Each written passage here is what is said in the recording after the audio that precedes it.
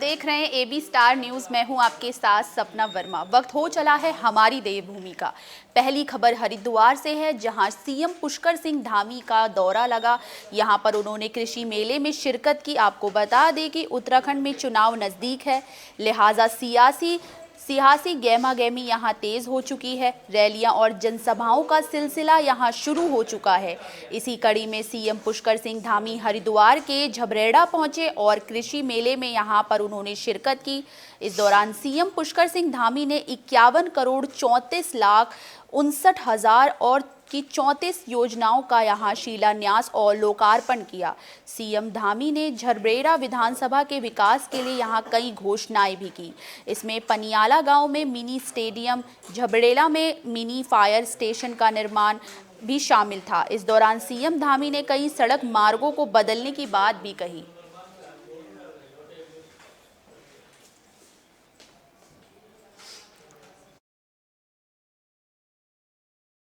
यहाँ पर ज़रूरत के हिसाब से आज हम लोगों ने बहुत सारी योजनाओं का, सैकड़ों करोड़ की योजनाओं का लोकार्पण और शिलान्यास किया है और भविष्य के लिए बहुत सारी घोषणाएं भी की है। यहाँ पर ज़रूरतमंद के सड़कों की, हमारे स्टेडियम्स की और गलियों की, नालियों की जैसी ज़रूरत है, जहाँ पर पार्किंग की, साथ में लाइब्रेरी की, सभी जो भी घोषणाएं हमने की है। प्रेस क्लब की, आप सब लोगों के लिए प्रेस क्लब की भी घोषणा की है।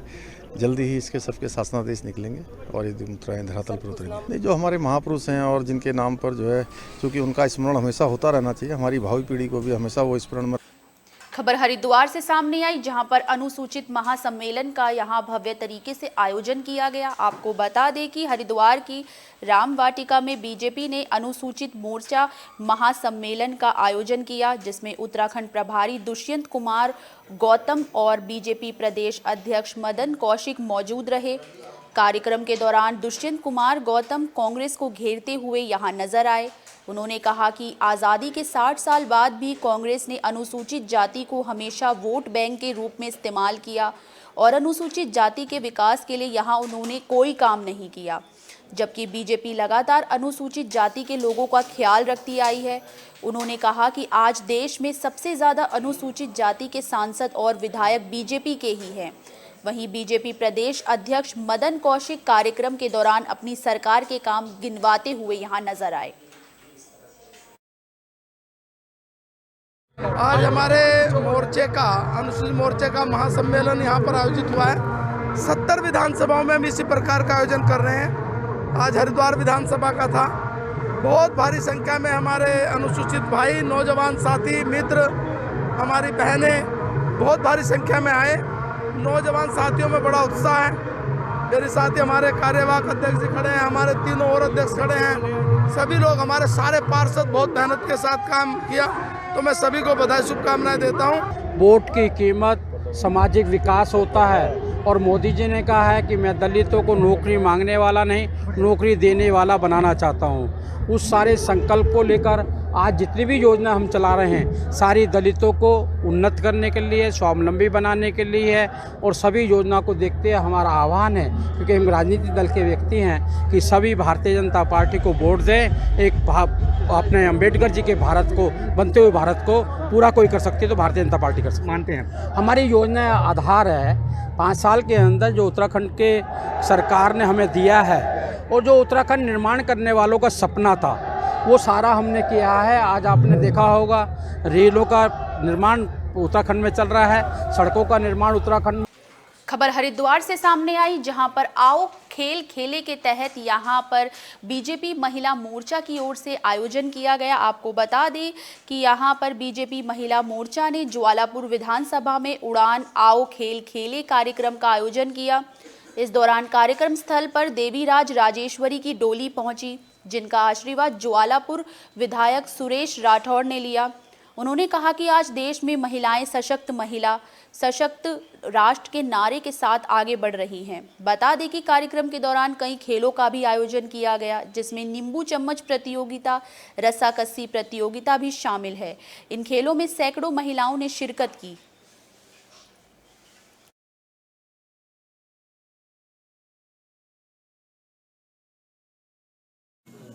बबीता फगाड़ जो आई थी, वो हमारी रैली के यात्रा का संबोधन करके गई।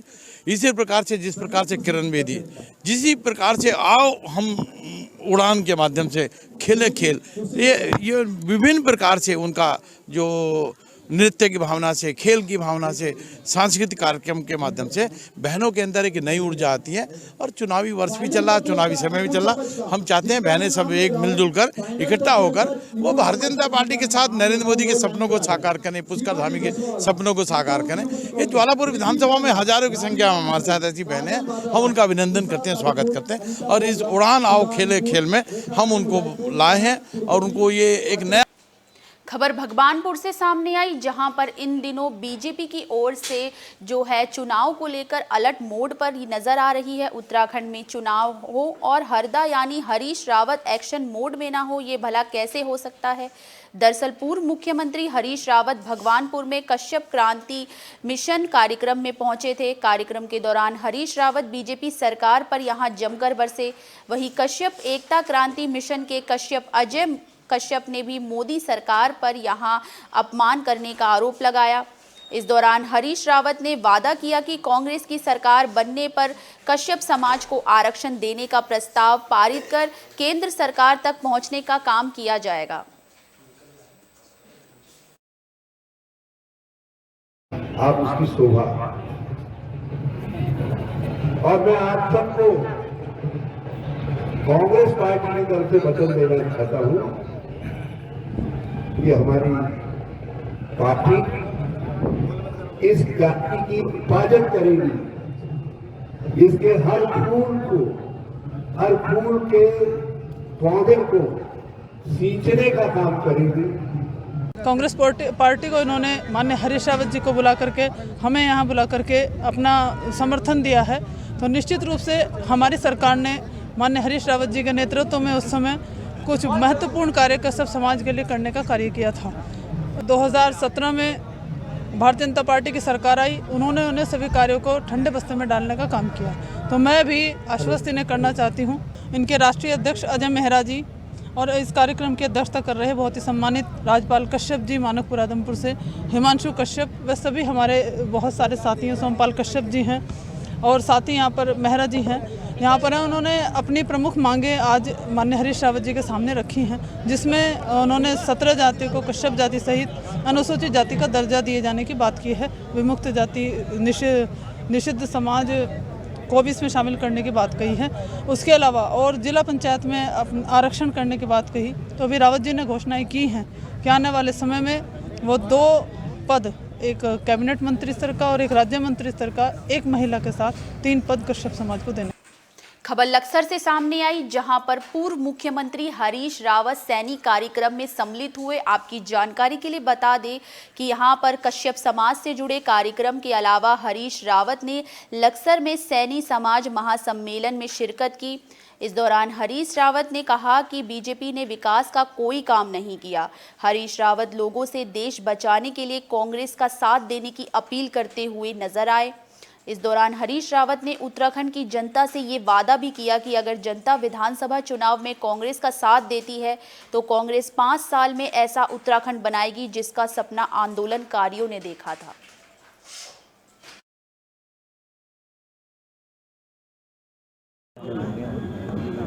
पेंशनों को जो मात्रा है उसको दुगनी करेंगे, आंगनबाड़ी आदि के मानदेय को भी चौड़ा करेंगे और हम लोग जो है 100 यूनिट आते ही 200 यूनिट तक दूसरे साल में, और निरंतर हम बिजली की मात्रा बढ़ा करके उसको लोगों को देते रहेंगे। और हम गैस सिलेंडर पर सब्सिडी देंगे। बल्कि मुझे बड़ा अच्छा नारा लगा कि नहीं होने देंगे। खबर रुड़की से सामने आई, जहां हंसदेव सचदेवा के आवास पर यहां पूर्व मुख्यमंत्री पहुंचे। आपकी जानकारी के लिए बता दें कि इस दौरान उनका कार्यकर्ताओं ने भव्य तरीके से स्वागत किया। आपको बता दें कि यहां पर हंसराज सचदेवा के आवास पर वो पहुंचे, जहां पार्टी के कार्यकर्ताओं ने उनका जोरदार स्वागत किया। इस दौरान कांग्रेस नेता रणवीर नागर ने हरीश रावत को शंख भी भेंट किया। इस दौरान हरीश रावत मुख्यमंत्री पुष्कर सिंह धामी पर यहां जमकर बरसे। उन्होंने कहा कि सीएम पुष्कर सिंह धामी झूठी घोषणा करने वाले हैं। अगर उन्होंने विकास किया होता तो बीजेपी के लोगों को इतनी मारामारी यहाँ नहीं झेलनी पड़ती। हरीश रावत ने आगामी विधानसभा चुनाव में कांग्रेस की सरकार बनने का भी दावा किया। उन्होंने कहा कि जनता बीजेपी की नीतियों से बेहद परेशान हो चुकी है। साथ ही उन्होंने जल्द ही कांग्रेस उम्मीदवारों की घोषणा करने की यहाँ बात कही है। मुझसे बड़ी बेहद कर दी मेहरबान आते आते 5 साल कुछ नहीं और 15 दिन में केवल वादों की झड़ियाँ। तो वादों की झड़ियों से जीवन की झड़ियाँ नहीं बनती। जो कहा जा रहा है वो तो धरती पर कुछ उतर नहीं रहा है। लोग जानते हैं इन वादों का और इन घोषणाओं का कोई अर्थ नहीं।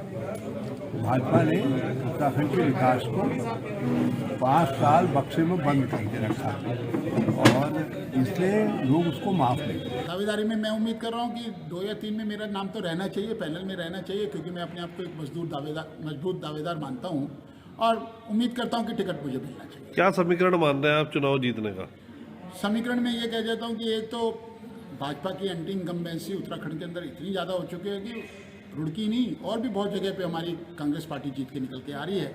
और जहाँ तक मेरे बारे में कहेंगे, हर आदमी का अपना एक विजन होता है, क्योंकि मैं अपने आप को नाली और खड़ंजे तक अपने आप को सीमित नहीं करूँगा, क्योंकि निधि तो जो भी आती है, फंड आती है, हर आदमी उसको, वो तो ना भी अगर प्रतिनिधि विधायक करेगा तो भी यूज हो जाएगी। तो मेरा विचार है कि एक अपने एमएलए के अंदर एक विजन होना चाहिए जो हमारा प्रतिनिधि हो, जिससे कि यहाँ पे रोजगार बढ़े। कोई तो ऐसी चीज़ बनाएगी जो पूरे। खबर उत्तरकाशी से सामने आई, जहां पर आगामी चुनाव को लेकर यहां पूर्व मुख्यमंत्री जो है वो अलर्ट मोड पर नजर आते हुए दिख रहे हैं। आपको बता दें कि यहां पर Harish Rawat full action mode में है और लगातार कार्यक्रमों के जरिए धामी सरकार को यहां आड़े हाथों ले रही है। वहीं दूसरी ओर बीजेपी भी चुनावी अभियान में जोर शोर से यहां जुट गई है। अब इस चुनावी जोर में आजमाइश में बाजी कौन मारता है और पहाड़ पर किसकी सरकार बनेगी, फिलहाल इस बारे में अभी कुछ कहा नहीं जा सकता। दरअसल बीजेपी की बात करें तो बीजेपी लगातार विजय संकल्प यात्रा के जरिए अपने काम यहां गिनवाती हुई नजर आई। इसी कड़ी में यमुनोत्री विधानसभा के चिनियासौड़ में 5 और 6 जनवरी को बीजेपी की विजय यात्रा होनी है। लिहाजा यात्रा को सफल बनाने की यहां तैयारियां परवान चढ़ती हुई नजर आ रही है। यात्रा की तैयारियों को लेकर यूजेवीएनएल के गेस्ट हाउस में यहां बैठक की गई, जिसमें यात्रा को सफल बनाने पर यहां मंथन किया गया।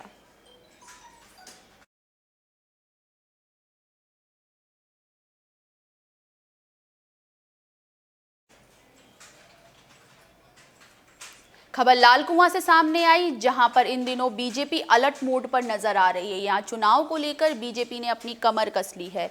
विधानसभा चुनाव में सभी पार्टियों ने पूरी ताकत झोंक दी है। साथ ही उम्मीदवारों को लेकर भी यहां माथा पर्ची का दौर लगातार जारी है। इन सब के बीच दावेदार भी लगातार जुलूस निकालकर यहां टिकट के लिए दावेदारी ठोकते हुए नजर आ रहे हैं। इसी कड़ी में लालकुआं में बीजेपी के वरिष्ठ नेता और पूर्व पंचायत अध्यक्ष पवन चौहान ने हजारों समर्थकों के साथ जुलूस निकालकर यहां अपनी शक्ति प्रदर्शन किया। साथ ही पार्टी समर्थकों ने पवन चौहान के लिए टिकट की मांग भी की। समर्थकों का कहना है कि अगर पवन चौहान को टिकट नहीं दिया गया तो इसके परिणाम गंभीर होंगे।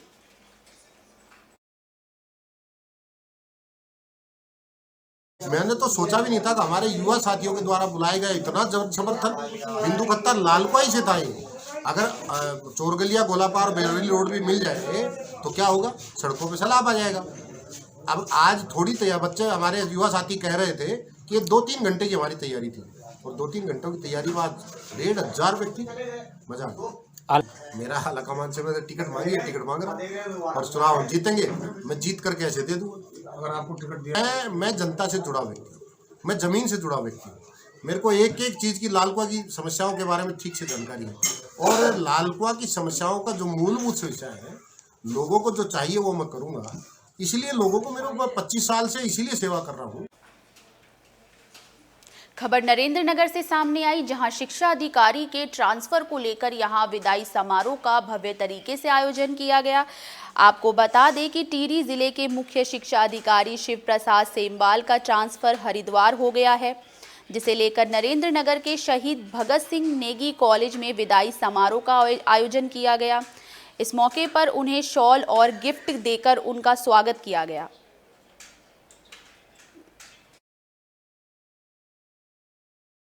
15 से 1898 तक इसमें मेरा लगाव है पैतृक तौर पे। टिहरी के शिक्षकों ने जो सम्मान दिया है वो सम्मान के वो भी हकदार है।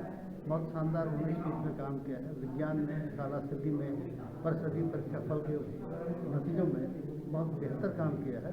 मैं उन सबका धन्यवाद देता हूँ और टिहरी के प्रति मेरा लगाव और वहाँ के लोगों के प्रति जो सम्मान है उसी का नतीजा है कि लोग आज इस तरह से मेरे प्रति भावना व्यक्त कर रहे हैं। मैं शुभकामना देता हूँ कि नए अधिकारी भी टिहरी को इसी तरह अग्रिम प्रगति के रास्ते पर ले जाए। जो विद्यालय का रिजल्ट रहता है प्रतिवर्ष उसमें सर्वोपरि रहा है। इतना ही नहीं, इंस्पायर्ड प्रतियोगिता की बात करें तो इंस्पायर्ड प्रतियोगिता में जनपद टिहरी गढ़वाल देश में दूसरे स्थान पर और प्रदेश में पहले स्थान पर रहा है। ये इसका श्रेय तमाम शिक्षक और शिक्षणोत्तर कर्मचारियों ने शिव प्रसाद सेमवाल को दिया है। उनके स्थानांतरण पर उनका शानदार ये विदाई समारोह एक यादगार बन करके रह गया। तो निश्चित तौर पर यह बताता है इस बात को कि जो अधिकारी अपने अधीनस्थों के साथ उनको मार्गदर्शन बेहतर करते हुए काम की पराकाष्ठा तक पहुंच जाता है और उपलब्धियां प्राप्त हो जाती हैं, तो निश्चित तौर पर ऐसे व्यक्ति के लिए, ऐसे अधिकारी के लिए उसका विदाई समारोह यादगार साबित हो जाता है। खबर हरिद्वार से सामने आई, जहां बेकाबू कार नदी में जा गिरी। इसके दौरान यहां पर रेस्क्यू ऑपरेशन भी चलाया गया। आपको बता दें कि हरिद्वार के कनखल थाना इलाके में देर रात एक कार बेकाबू होकर गंगा नदी से जा गिरी। मामले की जानकारी मिलते ही कनखल पुलिस मौके पर पहुंची। रेस्क्यू ऑपरेशन चलाकर कार सवार 5 युवकों को गंगा नदी से यहां सकुशल बाहर निकाला गया।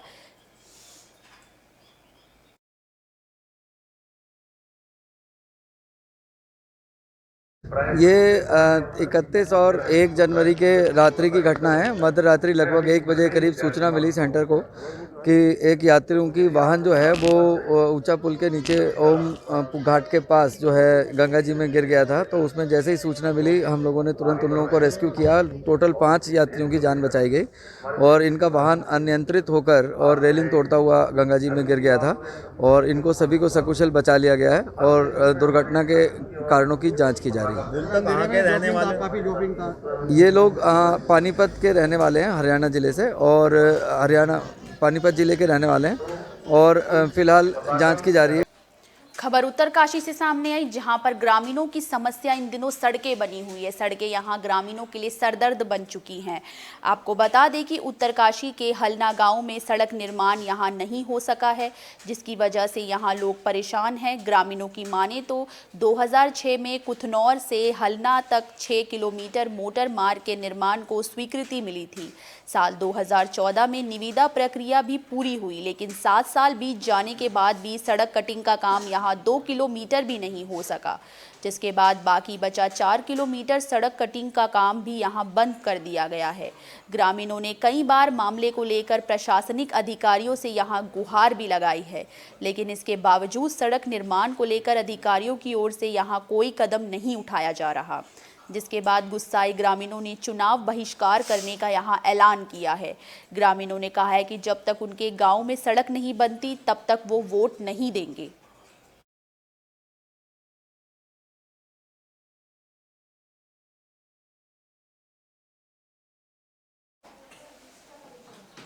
खबर दिनेशपुर से सामने आई, जहां कबड्डी प्रतियोगिता का भव्य तरीके से आयोजन किया गया। आपकी जानकारी के लिए बता दें कि यहां पर कबड्डी प्रतियोगिता में हरियाणा का जलवा दिनेशपुर के खुदीराम बोस मिनी स्टेडियम में 31वीं राष्ट्रीय सब जूनियर कबड्डी चैंपियनशिप का आयोजन किया गया, जिसके फाइनल में हरियाणा का दबदबा यहां देखने को मिला। बालक और बालिका दोनों वर्ग में हरियाणा ने यहां खिताब जीतकर ट्रॉफी पर अपना कब्जा किया। बालक वर्ग के फाइनल मैच में हरियाणा और राजस्थान के बीच रोमांचक मैच यहां देखने को मिला और आखिरकार हरियाणा ने यहां बाजी मारी। बालिका वर्ग का फाइनल तमिलनाडु और हरियाणा की टीम के बीच किया गया। कबड्डी प्रतियोगिता में कैबिनेट मंत्री अरविंद पांडे ने भी यहां शिरकत की। उन्होंने विजेता टीम के खिलाड़ियों को ट्रॉफी देकर सम्मानित किया। साथ ही वो खिलाड़ियों का उन्होंने हौसला अफजाई भी किया।